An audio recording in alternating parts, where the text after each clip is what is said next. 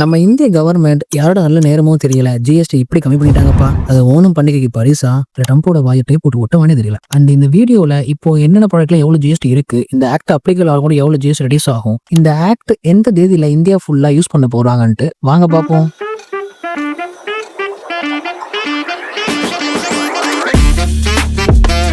காலையில 6 மணி இருக்கும். அன்னைக்கு காலையில 6 மணி இருக்கும். கோழி கொக்கரக்கோன்னு கோவுச்சு.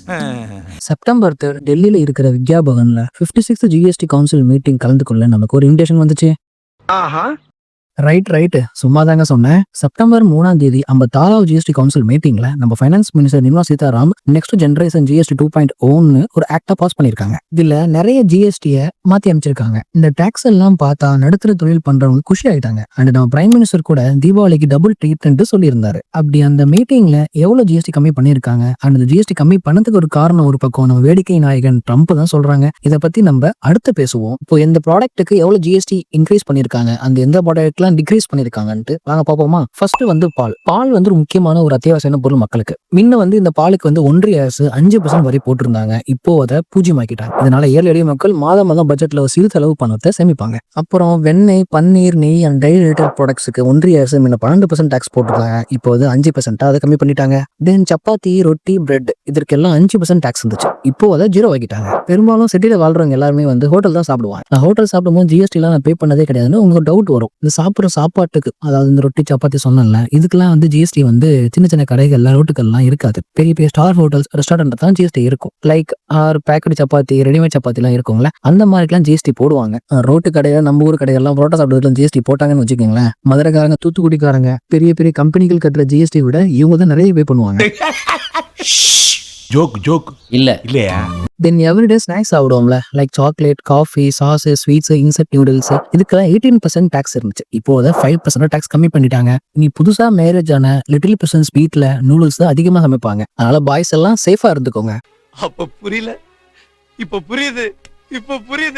தென் நம்ம டெய்லி உபயோக பொருட்களான shampoo, hair oil, toothpaste, kitchenware products இது எல்லாமே முன்ன 15% டாக்ஸ் இருந்தது. இப்போ அதை 5% குறைச்சிட்டாங்க. இன்ன வரைக்கும் ஒன்றிய விவசாயிகளுக்கு கொடுத்ததுல மிகப்பெரிய பரிசு இதுதான் இருக்கும். என்னன்னா டாக்ஸ் வாங்கும் போது முன்ன 12% பே பண்ணாங்க. இப்போ அதை 5% மாத்திட்டாங்க. தென் ட்ரிப் இரிகேஷன் யூஸ் பண்ற பைப்ஸ், அப்புறம் அந்த ஸ்ப்ரே பண்ண ஸ்ப்ரிங்க்லர்ஸ் இருக்குங்களா, அது எல்லாமே 12%ல இருந்து 5%க்கு மாத்திட்டாங்க. ஸோ ஃபார்மர்ஸ் யாராவது இந்த வீடியோ பாக்குறவங்க இருந்தீங்கன்னா கொஞ்சம் வெயிட் பண்ணி செப்டம்பர் 22 வரைக்கும் வெயிட் பண்ணி அப்புறம் வாங்கினீங்கன்னா பெரும்பாலான பணம் உங்களுக்கு மிச்சமாகும். இதுதான் வந்து மோஸ்ட் ஆஃப் மெம்பர்ஸ்க்கு வந்து ரொம்ப நாளா இது கேட்டுட்டு இருந்தாங்க. இந்த லைஃப் இன்சூரன்ஸ், இந்த எல்ஐசி மாதிரி பாலிசி இருக்குங்களா, நம்ம கட்டுற பணத்துக்கே அவங்க வந்து 18% எல்லாம் டாக்ஸ் போட்டுட்டு இருந்தாங்க. இப்பெல்லாம் அது ரொம்ப சேஞ்ச் பண்ணிட்டாங்க. செப்டம்பர் 22க்கு அப்புறம் 18% இருந்ததை 0% அதையும் மாத்திட்டாங்க. இதனால நிறைய பேர் இன்சூரன்ஸ் போடுவாங்க.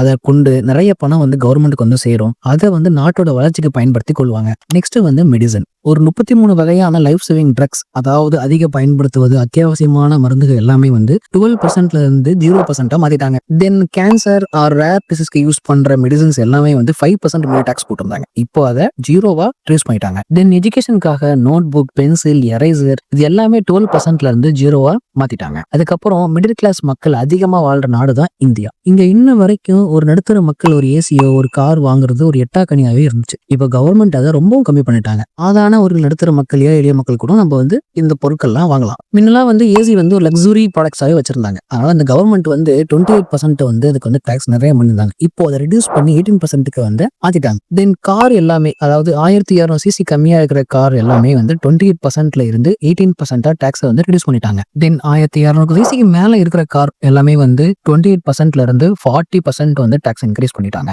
கொஞ்சம் கவலைக்குள்ள விஷயம் தான், கார் லவர்ஸ் பாத்துக்கோங்க. என்ன ஜோக் காட்டுறீங்களா? என்ன ரங்கா ஜோக் காட்டுறீங்களா எல்லாரும்? தென் மோட்டார் சைக்கிள் 350 சிசியும் அது கம்மியா இருக்கிற வண்டிகள் எல்லாத்துக்குமே வந்து 28%ல இருந்து 18% ஜிஎஸ்டி கம்மி பண்ணிட்டாங்க. பட் 350 சிசிக்கு அதிகமா உள்ள பைக்ஸ் எல்லாமே சேம் கார் மாதிரி தான் 40% டாக்ஸ் வந்து இன்க்ரீஸ் பண்ணிட்டாங்க. ஸோ பீப்புள்ஸ் யாராவது பைக் கார் வாங்குற மாதிரி பிளான் பண்ணியிருந்தீங்கன்னா செப்டம்பர் 22க்கு அப்புறம் அதை பிளான் பண்ணுங்க.